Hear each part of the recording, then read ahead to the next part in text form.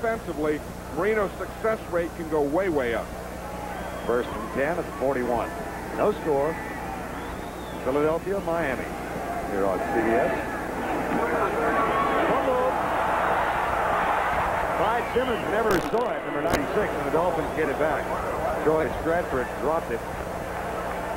John Geisler recovered. As you said, Simmons was right there and didn't even see it. It was a draw play. Marino's going to come back off, hand out to Stratford as he did.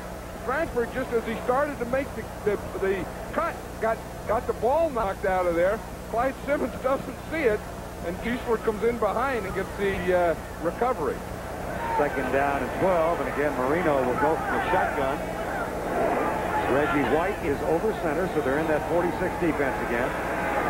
Just come over Dellenbaugh. Here comes a blitz.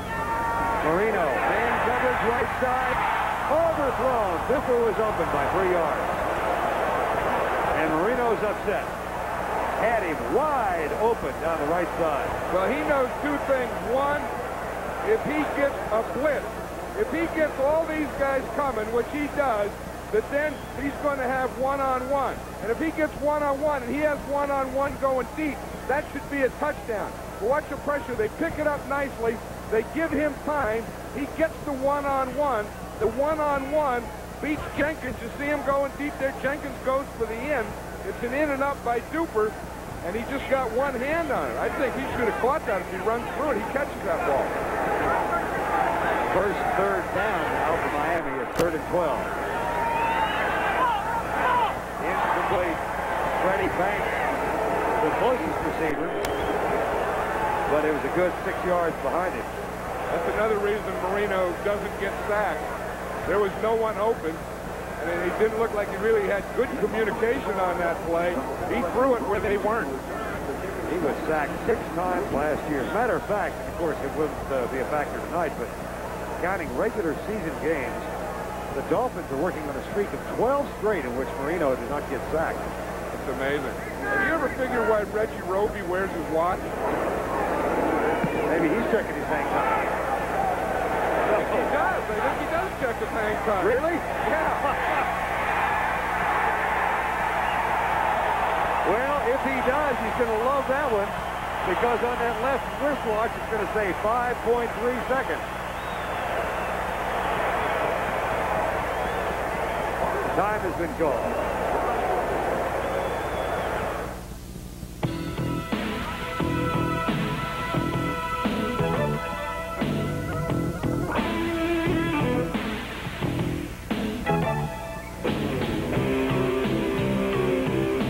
Cold filtered, never heat pasteurized, Miller Genuine Draft. For those who've discovered its smooth, real draft beer taste, the world is a very cool place. So tap it. All that you can be, benefits on life in the Army.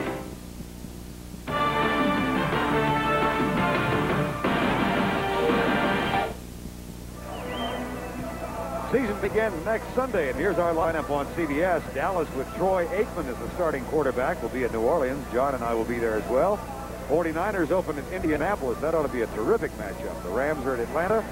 Tampa Bay against Green Bay, and the Phoenix Cardinals with Gary Hogaboom as the apparent starter go up to Detroit to take on the run and shoot. But, you know, and that's always the most exciting time of the year, the season openers, and you know, you've had the training camp, you've had the preseason, and now for the first time at all times, you can't wait to get started. Myers in trouble, and he shakes loose just long enough to get out to the 41-yard line. For the second consecutive possession, the Eagles are backed up inside their 5.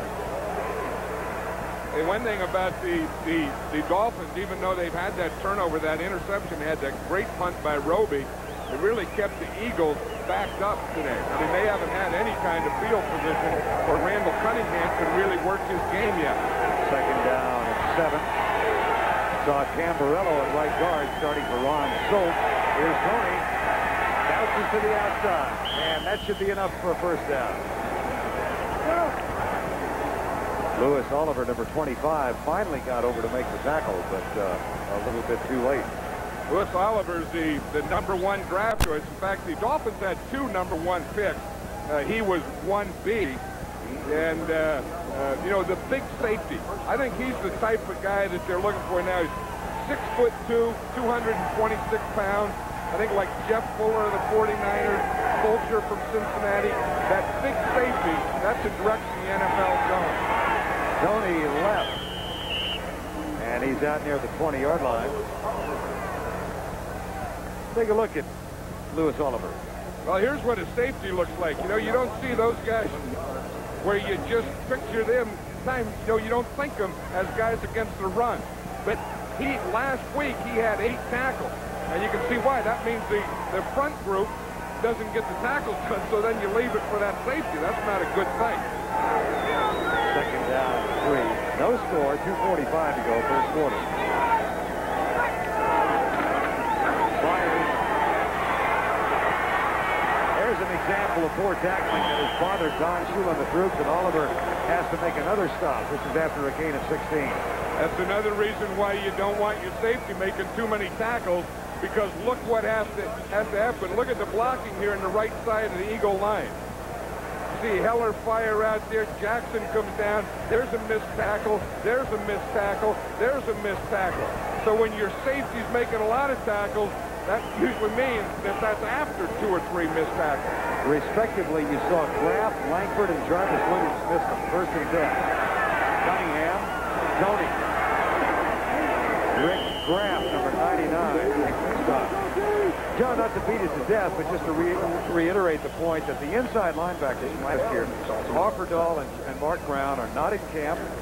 And then John Bosa and Eric Kumaro, the outside men, are both hurt. Well, I think that's a big part of it. I mean, you know, part of it, this is not a real good defense. The other part of it, they have guys holding out, as we see, Offerdahl and Brown. They're the 2 inside linebackers. They're holding out. And you have 4 guys that either hold out, their injuries aren't there. That brings them down a little. Plus, they're not real good anyway. Second down, Myers drops it.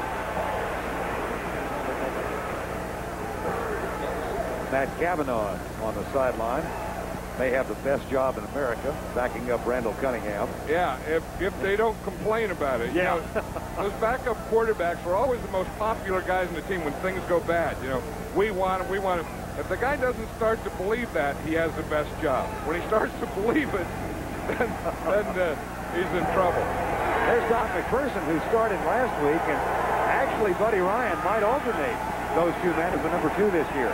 Yeah, he's going to keep 2 quarterbacks active and change that every week. Myers has to adjust in mid-run. We're at Joe Robbie Stadium in Miami. A small crowd on hand this first weekend in September. Vern Lundquist and John Madden. 1:15 to go in the first quarter. No score.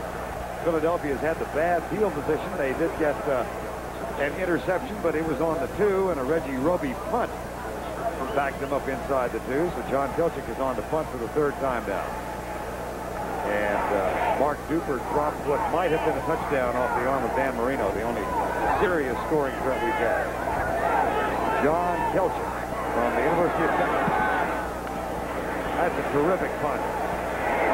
Stratford at the 15. William Frizzell does a pretty good job of shielding off the block. And a 5-yard return of a 51-yard punt. Last night, Kansas City fell to the Jets in overtime. Green Bay blanked New England. Seattle over the 49ers in what was an entertaining game. Atlanta defeated Buffalo. Minnesota over Cincinnati. Washington edged New Orleans. And San Diego defeated Phoenix. Chicago wins again tonight. Harbaugh threw 3 touchdown passes in that game, and the Raiders finished 0-4, John. I know. Look at the defense in that game, 41-38. Miami doesn't have a good defense. That's one of the Raiders' problems, too, Vern.